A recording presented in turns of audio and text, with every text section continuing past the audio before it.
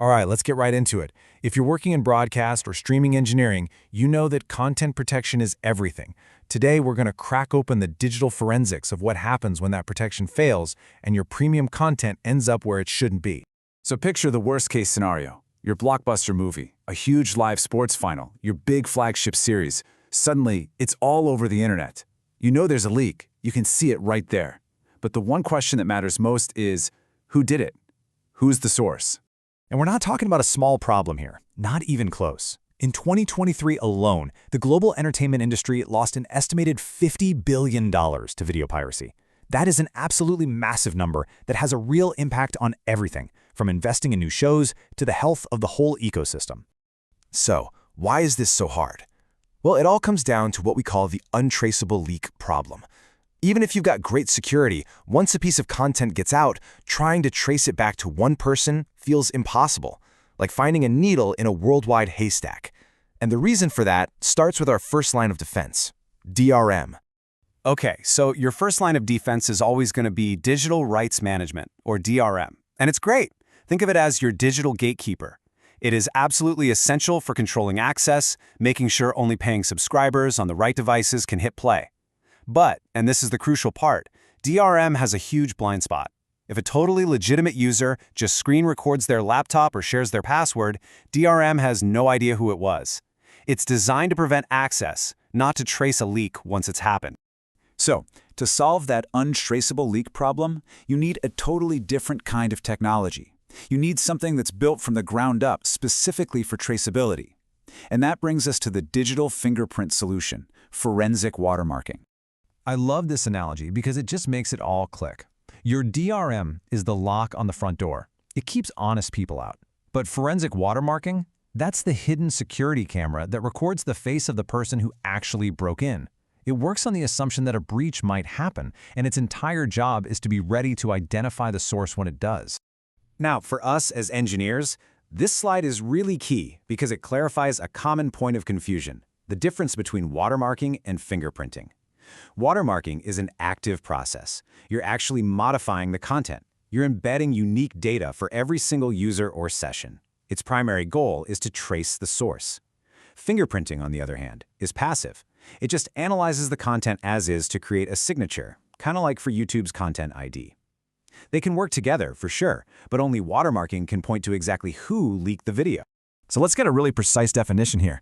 Forensic watermarking is the process of embedding identifiers directly into the video data stream itself. And the key is, these marks are totally imperceptible. The viewer can't see them, can't hear them, but they can be pulled out with special software to link a pirated copy right back to a specific user, a specific device, or even a single playback session. Okay, theory is great. But how does this actually work in the real world? Let's say you found a pirated copy of your content online. How do you use this tech to find the culprit? Let's walk through the actual forensic workflow. It's really a 6-step journey that goes from the viewer hitting play all the way to you taking action. It all starts the moment a user requests a stream. A unique code is generated for that specific session. That code is then invisibly embedded into their video stream. And here's the clever part.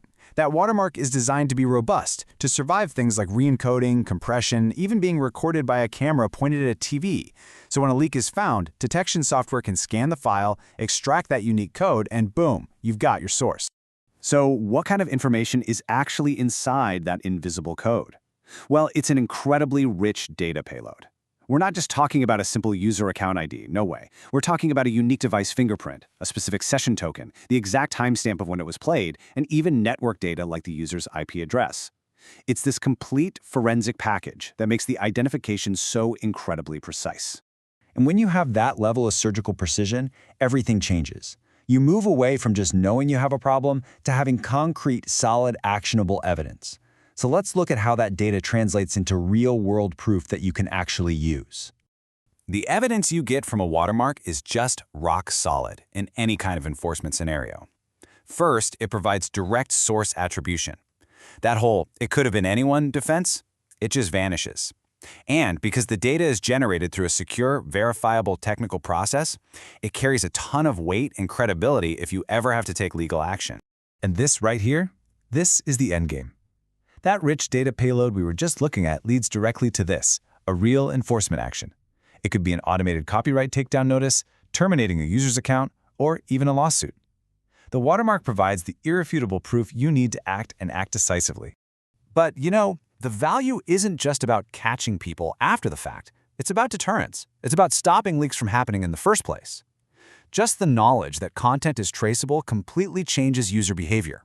For example, some studies show that just adding a visible watermark can cut down on casual sharing by over 60%. In another case, a single big prosecution based on watermark evidence caused a 40% drop in piracy incidents in the very next quarter. The psychological impact is just immense. So that's the state of play right now. But what's next? Where is all this heading? Well, no surprise. Like almost every other area of tech, the future is being driven by advancements in artificial intelligence. What we're seeing is that AI and machine learning are transforming content security from a reactive game of whack-a-mole into a truly intelligent and proactive defense. We now have systems that can automatically scan the entire web, identify pirated content, extract the watermark, and even kick off the takedown process, all with very little human intervention. And AI's role here is really multifaceted. It's making the detection itself more robust. It can pull a watermark code from a heavily compressed file or even a shaky cell phone recording of a TV screen. It automates monitoring on a global scale that humans could just never match. And it provides threat intelligence by analyzing leak patterns to help predict where the next big breach might come from. And that brings us to one last really provocative thought to leave you with.